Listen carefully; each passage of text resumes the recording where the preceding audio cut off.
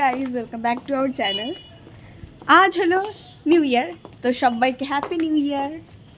আর তার সাথে আজ পরশের বার্থডেও। তাই আমরা সকাল সকাল চলে এসেছি মন্দিরে, কারণ মন্দিরে আজকে পরশের জন্মদিন উপলক্ষে আয়োজন করা হয়েছিল মানব পুজোর। আর এদিকে খাওয়ার প্যান্ডেল করা হয়েছে। আর দেখতেই পাচ্ছ মন্দিরে কত ভিড়। 11 জন বয়স্কদের এখানে ভগবান রূপে পুজো করার জন্য বসানো হয়েছে। শ্রী শ্রী রামকৃষ্ণদেবের একটা কথা আছে না, জীবে প্রেম করে যেই জন সেই জন সেবেছে ঈশ্বর। চলো তোমাদেরকে একটু মায়ের দর্শন করিয়ে নিয়ে আসি। দেখতেই পাচ্ছ মন্দিরের ওপরেও কত ভিড়। সবাই বছরের প্রথম দিনটা মায়ের কাছে এসে মাকে পুজো দিয়ে এভাবেই শুরু করতে চায়, যাতে সারা বছরটা খুব ভালো কাটে।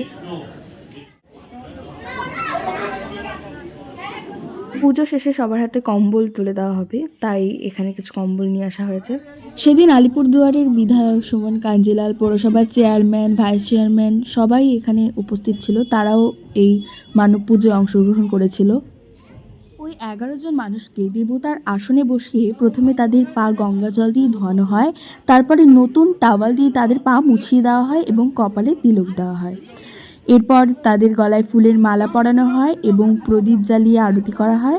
পরে কসর ঘণ্টা বাজিয়ে দেবতাদের মতো পুজো করা হয় এবং সব শেষে মিষ্টিমুখ করে প্রণাম সেরে পুজোটা সমাপন করা হয়। আর এই যে খাওয়া দাওয়ার প্যান্ডেল, সেদিন কিন্তু খাওয়া দাওয়ারও আয়োজন করা হয়েছিল। এখানে আমিষ নিরামিষ দু ধরনেরই খাবারের আয়োজন করা হয়েছিল। যার যেটা পছন্দ সে সেটা খেয়েছে। দেখো বার্থডে বয়, পা ঠিক করো, আমি আসবো।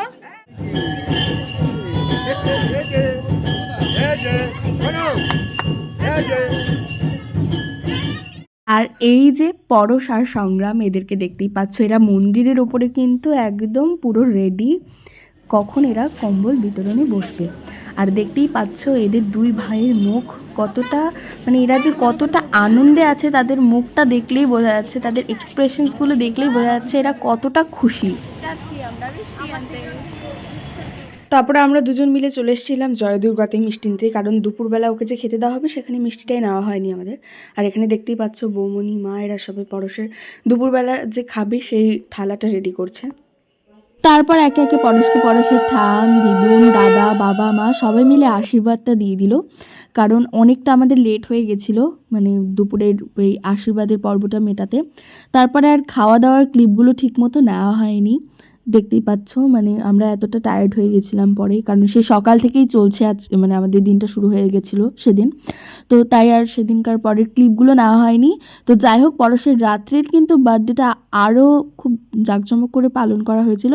তো সেই ভিডিওটা দেখতে হলে অবশ্যই চ্যানেলটাকে সাবস্ক্রাইব করতে হবে। আর এই ভিডিওটা ভালো লাগলে একটা লাইক আর একটা কমেন্ট করে দিতে হবে। তো দেখা হচ্ছে সন্ধ্যেবেলা, সবাইকে টাটা।